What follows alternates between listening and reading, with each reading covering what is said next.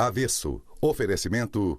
Conheça o novo Mitsubishi Lancer no showroom da Intercar, Avenida dos Holandeses. Novo Mundo. Novo Mundo é precinho, é parcelinha, é prazão. Novo Mundo é paixão pelo Maranhão. Entrevista. Cara a cara. Verdade. Opinião. Ponto de vista. Debate. Palavra. Ideias. Avesso.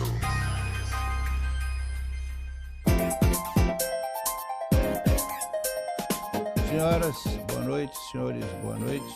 Terça-feira, TV Guará, Avesso.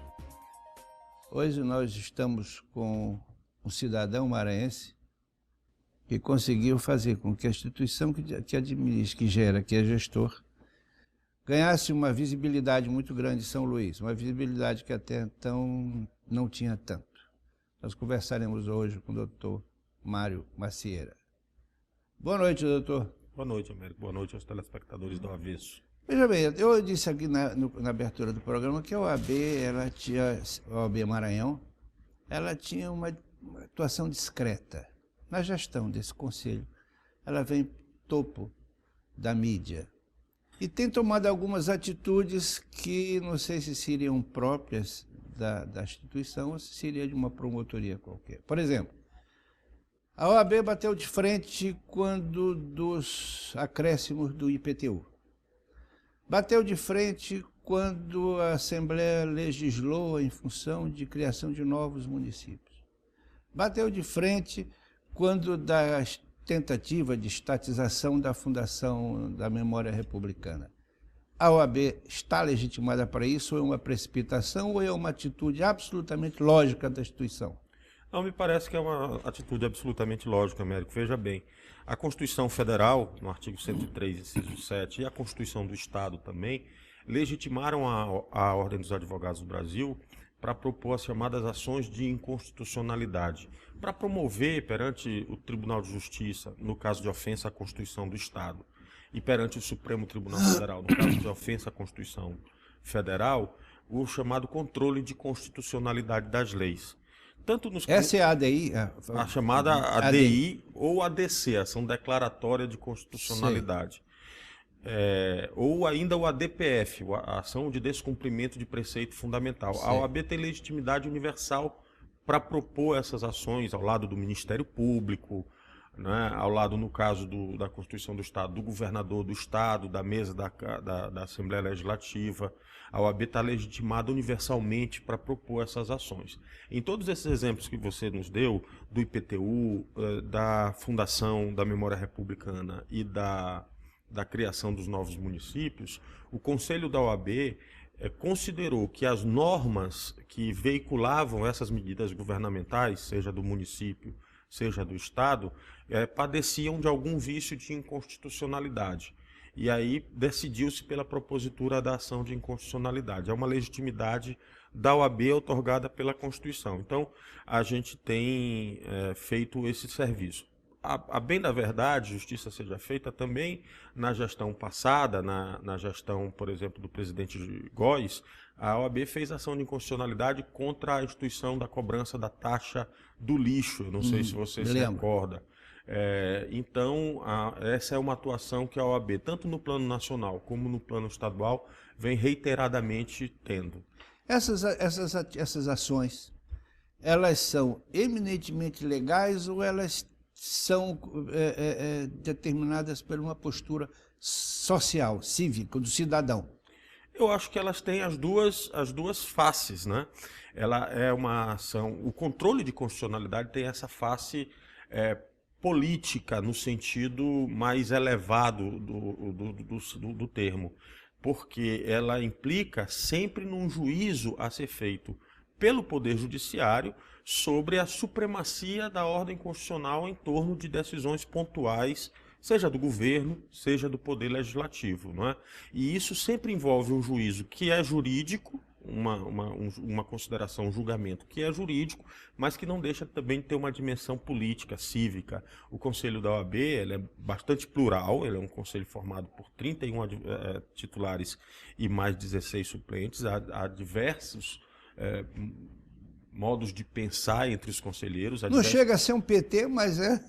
É bem diversificado, correntes. É bem diversificado, quer dizer, você tem advogados mais conservadores, outros mais liberais, você tem ainda aqueles advogados de uma formação de esquerda, todos compondo, não é, o Conselho da OAB. Mas no campo da questão da decisão sobre a inconstitucionalidade ou a constitucionalidade de uma lei e a conveniência da OAB propor essas ações, todos têm se comportado até agora com muita isenção, né, e com muita firmeza nas considerações de natureza jurídica, né, para que a gente também não ingresse em aventuras jurídicas, porque a OAB não pode também ingressar em aventuras jurídicas. O aventura jurídica, o doutor Saulo, uma vez ele andou querendo tutucar que a OAB Maranhão, até ele parece que ele confundiu, chamou a OAB de São Luís. Isso. O senhor passou um carão nele. Deixa eu desligar o telefone. Isso. Ele andou, parece, questionando a OAB que teria se precipitado numa determinada ação. Foi justamente essa ação da memória republicana. Sim. Quer dizer, na verdade, o doutor Saulo, que é um advogado que merece o respeito de todos, um homem com uma trajetória bastante significativa, né, no campo da advocacia, ele anteviu a possibilidade da OAB vir a propor a ação, como de fato viria depois daquele momento, o Conselho decidir pela propositura da ação. Diga-se de passagem, por maioria de apenas 2 votos, não é? Quer dizer, para demonstrar aquele pluralismo que eu estava me referindo no começo da minha fala.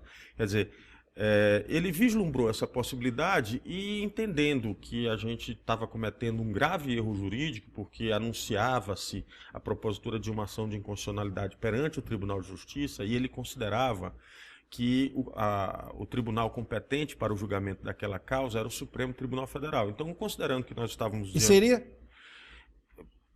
É aí que é o problema da minha crítica, foi o ponto da minha crítica a ele. Porque ele, num tom até professoral, quis dizer que nós estávamos cometendo um erro crasso. E, na verdade, ele é que estava cometendo um erro crasso, porque se a Constituição, se a violação se dá em relação à Constituição do Estado do Maranhão, a competência é do Tribunal de Justiça do Maranhão e não do Supremo Tribunal Federal.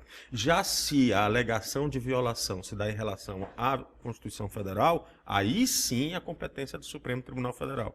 Naquele caso, o Conselho entendeu que havia violação tanto da Constituição do Estado como da Constituição Federal. E aí o que se decidiu no Conselho Seccional da OAB? Propor no Tribunal de Justiça a ação pela violação da Constituição do Estado e representar ao Conselho Federal para que o Conselho Federal proponha perante o Supremo Tribunal Federal a respectiva ação. E viola, de fato? O Conselho decidiu que sim, havia alguns pontos, não toda a lei que criava a fundação. Eu preciso dizer, até por um dever de honestidade intelectual, que todo o Conselho foi unânime em reconhecer a relevância, a importância de ter uma fundação que preserve a memória republicana, os documentos, as obras de arte, tudo isso é de interesse público. Quanto a isso, o Conselho não diverge em nenhum momento, mas o Conselho entendeu que havia alguns pontos, sobretudo na composição do Conselho Curador e na forma de escolha dos dirigentes da Fundação, havia alguns pontos que feriam a Constituição. Quais deles, por exemplo? A presença, salvo engano meu, da FIEMA no Conselho Curador, porque já tem precedente do Supremo dizendo que o Conselho Curador de Fundações Públicas tem que ser integrado apenas por entidades que tenham nos seus objetivos sociais, relação direta com a matéria que a Fundação vai administrar, não é? E também o ponto da... No caso seria cultura? No caso seriam organizações vinculadas à cultura. Né? E também a forma de escolha dos dirigentes, pelo que eu me lembro, eu não tenho absoluta lembrança de todos os pontos agora, mas também o problema da vitaliciedade de alguns membros do Conselho Curador da Fundação, não é? Porque isso retirava do chefe do Poder Executivo, que é o chefe da administração pública estadual, o poder que a Constituição assegura a esse chefe de alterar a composição dos órgãos da administração pública. Né? Essa ação teve sucesso? Essa ação teve o julgamento da cautelar indeferido. A cautelar foi indeferida e ainda não foi marcado o julgamento do mérito. Não faz ideia de quanto será? Ainda não tem previsão. Não tem previsão. E se houver a cautelar for mantida e o mérito também achar que o juiz achar que a OAB não tem razão, que não há inconstitucionalidade. E aí? Bom, aí como leva para cima? Aí, como a gente diz em direito, nesse caso não cabe recurso ao Supremo, porque a alegação de ofensa da Constituição do Estado, né? Mas aí, nessa hipótese, acontece o que a gente costuma dizer, né? Roma locuta, causa finita. O tribunal decidiu. Acabou a conversa. O senhor tem pretensões políticas? Não penso nisso, Américo. Eu tô me preparando para disputar a reeleição da OAB em novembro. Agora, em Esse novembro. ano nós teremos eleições em novembro, na segunda quinzena de novembro, e já houve uma definição dentro do nosso grupo, que administra atualmente a OAB, que eu devo ser candidato à reeleição. E esse é o meu interesse nesse momento, é discutir a OAB e para fazer um projeto, fazer um plano para os próximos 3 anos à frente da OAB. Nós queremos preparar a OAB para o futuro. Só para você ter uma ideia, quando eu assumi a OAB, nós tínhamos cerca de 6.000 inscritos. Hoje nós estamos chegando aos 11.200 inscritos, quer dizer, há um crescimento exponencial da advocacia e a gente precisa preparar a estrutura da OAB, a administração da OAB, as salas dos advogados para prestar serviço a esses colegas, para atender os advogados, para que no futuro os serviços que a OAB tem que prestar à advocacia e à sociedade possam ser prestados. Então nós temos essa tarefa pela frente. O senhor falou em advogados, mas em uma determinada situação o senhor fez a seguinte declaração: a justiça precisa de advogados e não atravessadores. Explica o senhor explica no próximo bloco.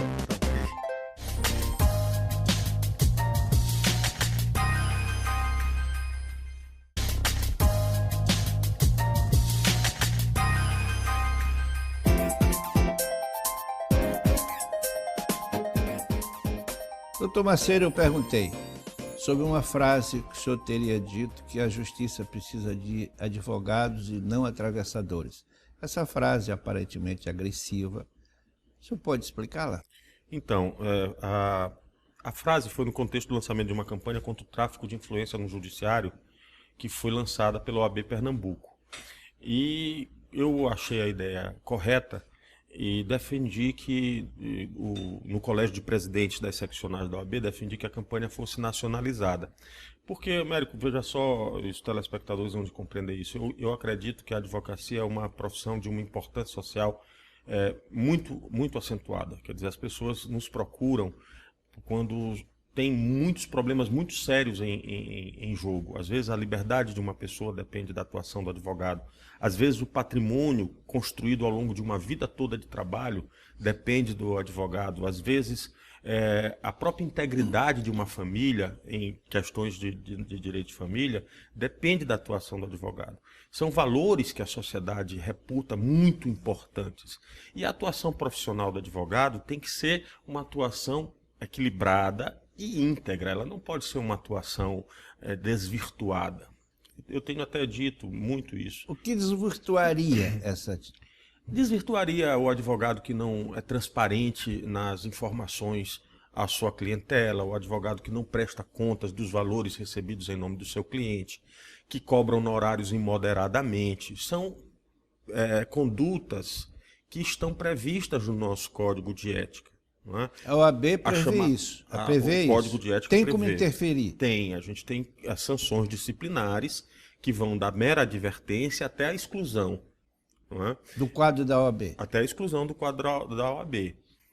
E a gente tem feito um esforço para fortalecer a advocacia, fazendo a sociedade entender que as prerrogativas do advogado são conferidas ao advogado para que ele possa exercer com liberdade a defesa dos cidadãos, para que ele possa atuar com independência.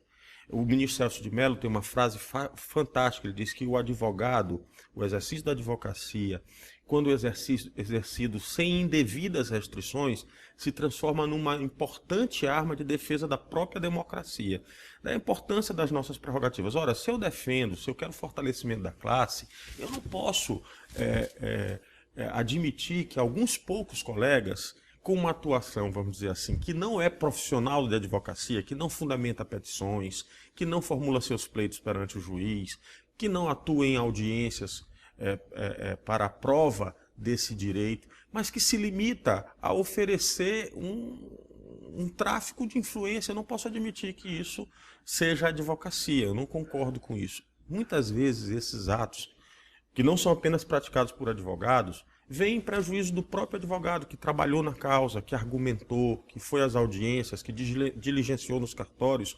E aí vem alguém e diz para o cliente dele: olha, com esse advogado você não ganha a causa. Contrate o advogado fulano e tal. Isso enfraquece a advocacia. Isso é fácil de ser provado? Isso é muito difícil de ser provado. Não é? Isso é muito difícil de ser provado. Mas é justamente por isso que a campanha veio a ser proposta pela OAB Pernambuco, para facilitar a notícia desses fatos. Porque também nós da OAB, por exemplo, não podemos atuar se a gente não tem conhecimento desse fato.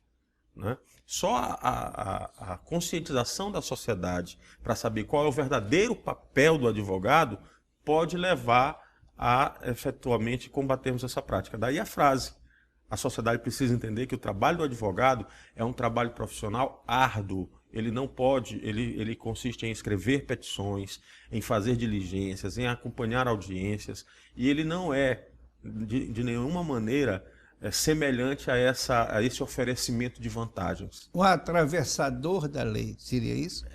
Não tem por que a gente conviver com isso, né?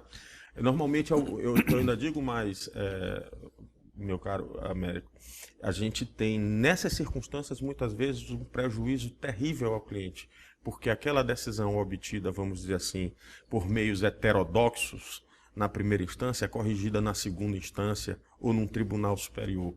Então, a gente precisa ter uma advocacia escorreita para poder fortalecer a advocacia, para poder fortalecer nossas prerrogativas. Uma simples denúncia geraria um processo contra o advogado nesse caso? Sim, a gente chama de representação. Sim. A notícia do fato leva à abertura de um processo, e aí se tem um prazo preliminar para a defesa de 15 dias. Depois desse prazo de defesa, se não houver prova nenhuma... Esse processo é interno da OAB? É interno, um processo administrativo. Aí, se não tiver prova nenhuma, ou se o relator do processo se convencer que ele não ocorreu a infração disciplinar, ele pode preliminarmente sugerir o arquivamento da representação. Se não, a representação prossegue, tem a instrução. Podem ser realizadas perícias, testemunhas podem ser ouvidas, depoimentos, enfim. Esse processo acontece em segredo de lá em justiça? Acontece em sigilo, segundo o artigo 73, parágrafo 2º do Estatuto da OAB. Eu, particularmente, tenho defendido a nível nacional, mas essa é uma medida que só o Conselho Federal pode adotar, uma revisão do nosso processo disciplinar. Eu acredito que tem alguns pontos que merecem ser revistos. Por exemplo? Por exemplo, a designação do relator é ato pessoal do presidente. Eu designo o relator do processo. Eu acho que tem que ser por distribuição, para evitar qualquer tipo de suspeita em relação ao ato de designação do relator. Eu defendo que tem que ser por distribuição, por sorteio, né? Entre os conselheiros, o relator vai ser sorteado, não um ato de designação pessoal do relator. Outra coisa que eu acho que está errado: o processo é instruído no Conselho, mas é julgado no Tribunal de Ética e Disciplina da OAB, que é um órgão autônomo em relação ao Conselho. Então, o órgão que julga não é o órgão que faz a coleta da prova. Né? Sim. Quando o órgão julgador se reúne para julgar o caso, todo aquele período, aquela fase da coleta de provas já passou. Eu penso que isso esteja errado. Eu acho que a instrução e o julgamento devem ser feitos num só órgão. Outra coisa que eu acho errado é que o Conselho Seccional instrui o processo e depois funciona como órgão recursal. Ora, o órgão instrutor é órgão recursal. Eu também penso que isso precisa ser revisto. São alguns pontos do processo disciplinar que eu tenho defendido uma revisão do processo disciplinar. Além de tudo, há duas fases no processo: a instrução no conselho e o julgamento no Tribunal de Ética e Disciplina. Isso, do meu ponto de vista, atrasa o processo, torna o processo moroso. E, por fim, Américo, eu acho que não se justifica mais, nos nossos dias, que o processo seja sigiloso. Eu acho que é do interesse do próprio advogado que o processo seja público. Para que ele possa, inclusive, dizer para a sociedade toda, nos casos em que ele é inocente, que ele foi injustamente processado ou acusado. Já houve algum caso de retirar alguém da OAB por função de uma... Curioso você perguntar isso, porque o Ministério Público Eleitoral oficiou a OAB em razão da lei da ficha limpa, pedindo informação de quais eram os advogados que tinham sofrido sanção disciplinar no Conselho. Não é? E nós constatamos que no Maranhão existem 2 casos de pessoas excluídas dos quadros da OAB. E no ano passado, infelizmente eu digo isso com uma certa tristeza, mais de 200 colegas foram suspensos da atividade por infração disciplinar. Suspensos, não excluídos. Não excluídos. São infrações que a lei considera grave, mas não com gravidade suficiente para gerar exclusão. A inclusão na OAB parece um pouco complicada. A prova de inclusão na OAB, ela é rigorosa demais ou o advogado que não vem, o bacharel que não vem pronto para enfrentar essa prova? Seria um segundo vestibular? Não, eu penso que o exame de ordem, aliás, o Supremo Tribunal Federal já decidiu que ele é constitucional. Eu penso que o exame de ordem não é assim tão difícil, sabe, Américo?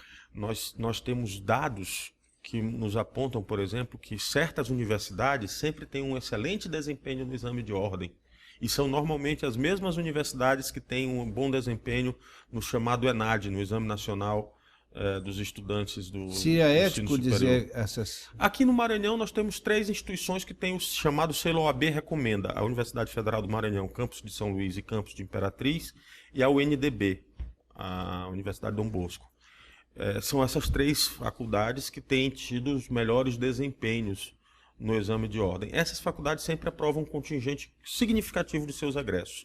Já outras, que infelizmente a qualidade de ensino é muito ruim e aprovam muito pouco e jogam as estatísticas para baixo.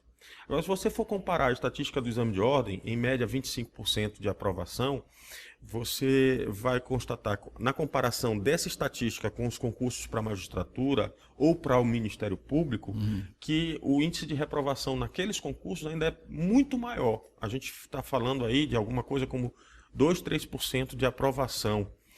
Num universo maior. Num universo de 2.000, 3.000 inscritos, né? Você às vezes não consegue preencher 30 vagas para juiz. Né? Quer dizer, isso revela que há uma crise no ensino na formação. Jurídico, no ensino jurídico, com certeza. Talvez não apenas no ensino jurídico, talvez de uma maneira geral na educação do nosso país. Né? Você acha que aí, uma opinião pessoal, essa proliferação de universidades, a universidade hoje, em cada esquina tem uma universidade e uma igreja protestante. O senhor acha que essa proliferação complica, atrapalha? Eu penso que sim. Na verdade, a OAB tem posição sobre isso. Qual é a posição? A OAB, através da Comissão Nacional de Educação Jurídica, postula junto ao Ministério da Educação uma quarentena na criação de cursos jurídicos. E durante todo o segundo mandato do presidente Lula, isso foi observado, não foram criados novos cursos jurídicos. Porque o país precisa de mais universitários e de mais universidades, sem dúvida.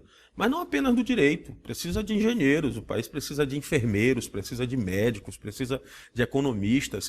Quer dizer, essa explosão de vagas nos cursos jurídicos, a gente é desconcertante.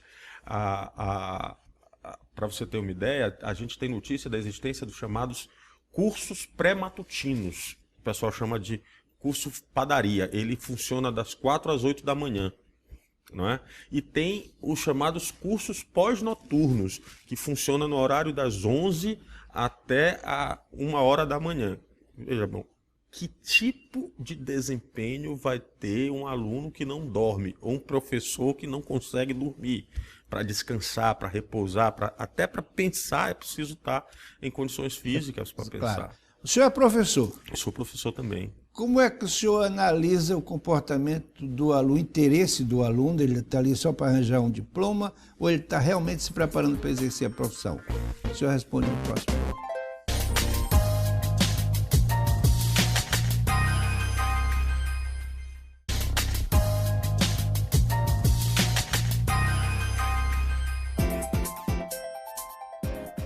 Como professor, qual a análise que o senhor faz do aluno? Que nível de interesse ele tem? Professor, o senhor é imortal, né, professor Neto? Então, o senhor tem uma preocupação pessoal grande com essa questão. Eu penso assim, os alunos com quem eu tenho convivido na Universidade Federal, eles normalmente têm um interesse bastante profundo. Eu costumo dizer que de um tempo para cá, talvez uns 10, 15 anos para cá, como o mercado de trabalho ficou muito disputado, os alunos têm uma preocupação grande com sua formação profissional e se empenham muito, estudam muito. Pelo menos os alunos com quem eu tenho convivido mais de perto na Universidade Federal do Maranhão. Eu tive a oportunidade de dar aula também em faculdades privadas.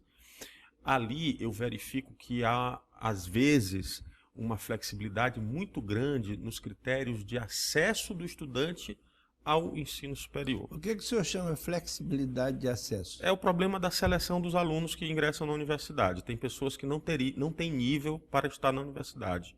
Como é que eu vou... Esse vestibular seria benevolente? É isso mesmo. Talvez pela necessidade de preencher vagas, para viabilizar financeiramente a faculdade, leve a uma fragilidade de mecanismos de seleção.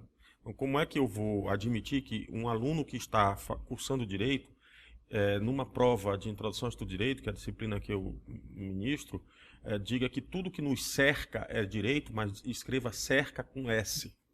Não é? Como é que eu vou conseguir explicar o conceito de direito natural e todo aquele movimento de ideias que foi o iluminismo e que inspirou a Revolução Francesa para um aluno que não aprendeu... Não escreve certo. E que não aprendeu história no segundo grau. É difícil. Como é que é possível que esse aluno tenha um bom desempenho na universidade? Isso é absolutamente impossível. Então, o que eu vejo é uma preocupação acentuada dos alunos em ter uma boa formação profissional, mas, por outro lado, às vezes, lhes falta base, lhes falta conhecimentos fundamentais para que eles possam ter um bom desempenho profissional no futuro. Então, o exame da OAB é absolutamente lógico, não tem nenhum rigor excessivo. Não tem. As últimas provas, inclusive... Eu me bati muito no começo da nossa gestão, as provas do exame de ordem estavam muito similares à chamada decoreba, né? Se exigia do aluno um conhecimento da expressão literal da lei. E não é isso que se exige de um advogado. O que se exige é tirocínio, é raciocínio, é capacidade de pensar, de bolar estratégias, de argumentar, de fundamentar esses argumentos. Mas para fazer tudo isso ele tem que ter um conhecimento legal. Tem que pelo menos saber escrever. Sim, saber escrever, mas ele tem que ter um conhecimento absoluto de lei para poder se apoiar. Tem que ter o conhecimento técnico, não tem como. Mas você pode exigir esse conhecimento sem que se exija o conhecimento literal da lei. Sim. Né? Sem que a diferença entre o certo e o errado seja uma vírgula ou uma conjunção.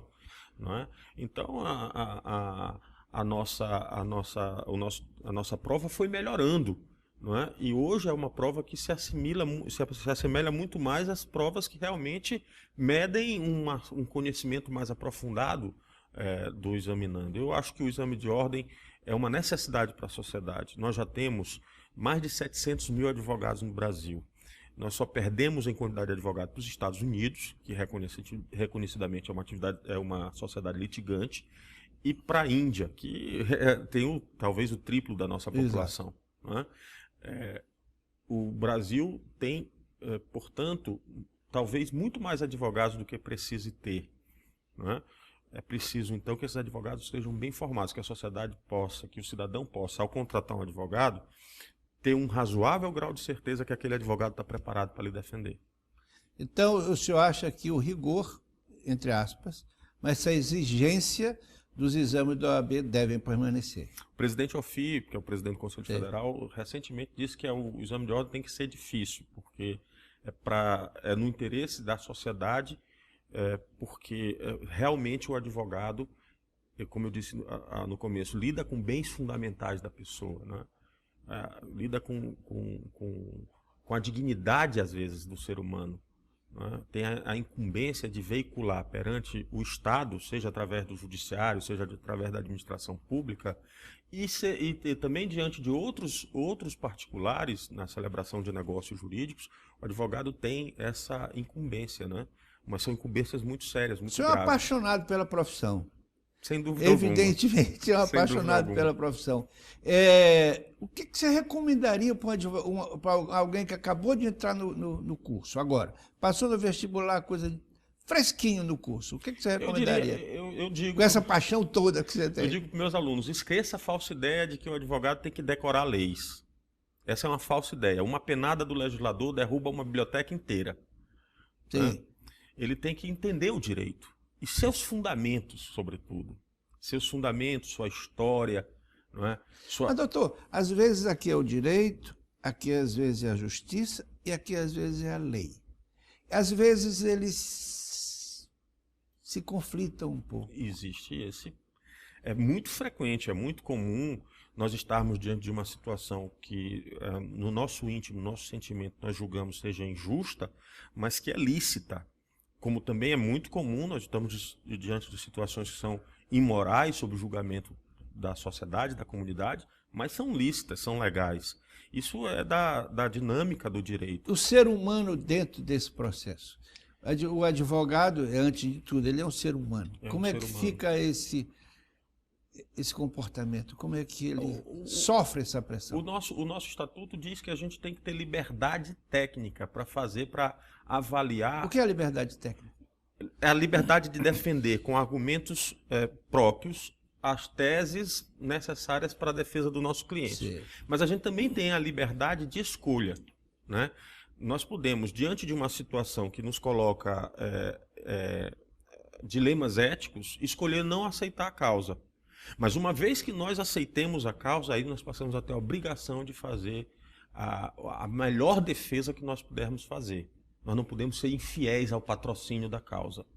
Doutor, por exemplo, agora, ouça bem, anteontem, uns 3 dias atrás, o Demóstenes foi cassado. Uns 2 dias depois, veio a notícia de que ele receberia, tem direito a licença-prêmio como promotor, ele é promotor. Isso é legal? Isso é imoral? Isso é o quê? Bom, com a ressalva de que eu não me debrucei especificamente sobre isso para estudar, com essa ressalva eu tenho uma impressão, prima facie, que é legal. Eu acho ele tem direito a esses 200 e tantos mil? Porque ele é membro do Ministério Público. Não tem uma coisa nada a ver com a outra. E esses fatos, ele praticou, supostamente não, me parece que está claro que ele praticou. Ele praticou no exercício do cargo de senador. Então, não interfere lá? Eu penso que, em princípio, ele não responderá no Ministério Público funcionalmente, administrativamente, por esses fatos. Talvez... Isso é uma blindagem da lei. É porque você, como funcionário público, responde pelos atos que cometeu no exercício da função. Ele não estava no exercício da função. Agora, por outro lado, se ele vier a sofrer condenação criminal por conta desses fatos, né, aí essa condenação tem repercussão na esfera administrativa, ele pode perder o cargo.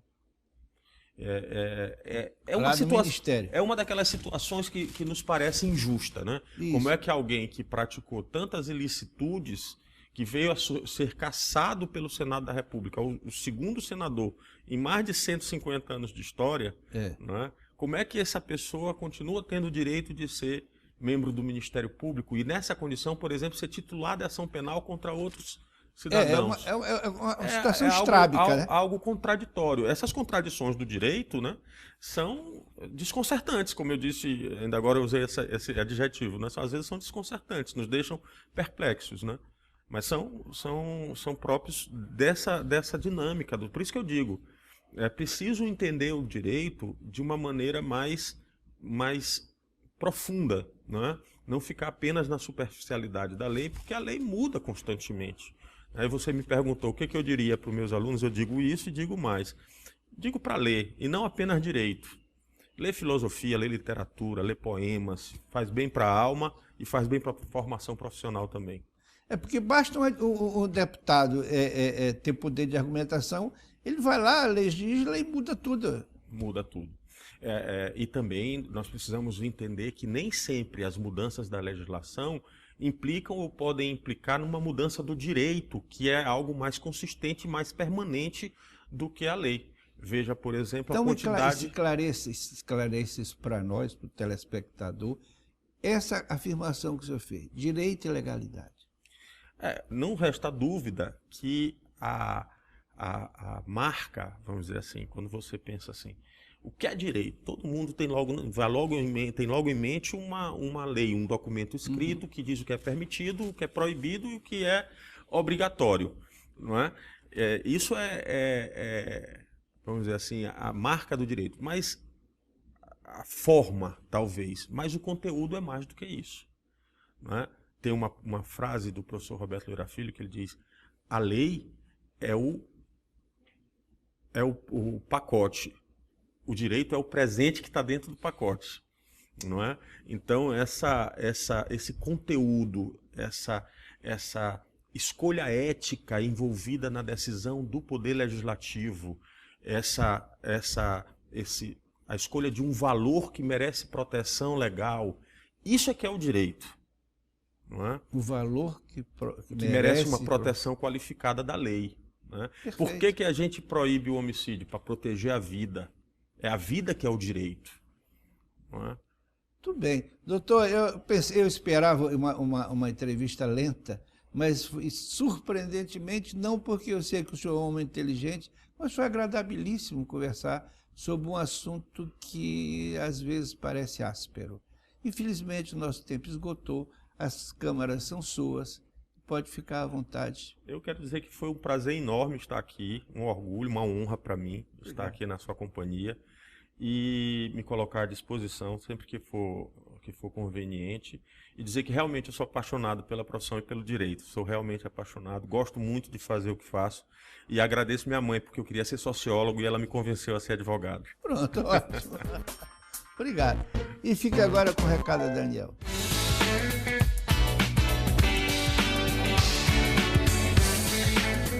Oi, Daniel. Começou a campanha, Daniel. O candidato está todo na rua, todo mundo está na rua, uma alegria só. Eu gosto de campanha, Daniel. Eu acho interessante campanha. Não tem nada mais alegre do que candidato. Você não vê um candidato triste. Todo mundo rindo. Parece mestre de sala. Onde passa ele está fazendo curvatura para cá, curvatura para lá, ri para todo mundo, estende a mão para todo mundo. O mestre de sala só estende para a porta-bandeira. O candidato estende para todo mundo. Está assim na rua, de candidato. E ri muito. Assim, parece uma candidata a Miss, rindo o tempo todo. Aliás, os dois querem a mesma coisa, a faixa. O candidato quer a faixa do prefeito, a Miss quer a faixa de Miss. E todos os dois botam a faixa sobre o peito. Nos dois casos, todos os dois precisam ser peitudos. Ela, por óbvio. Ele, para encarar essa coisa. Tem outra vez, Daniel. Entrevista, cara a cara. Verdade, opinião, ponto de vista, debate, palavra, ideias. Avesso.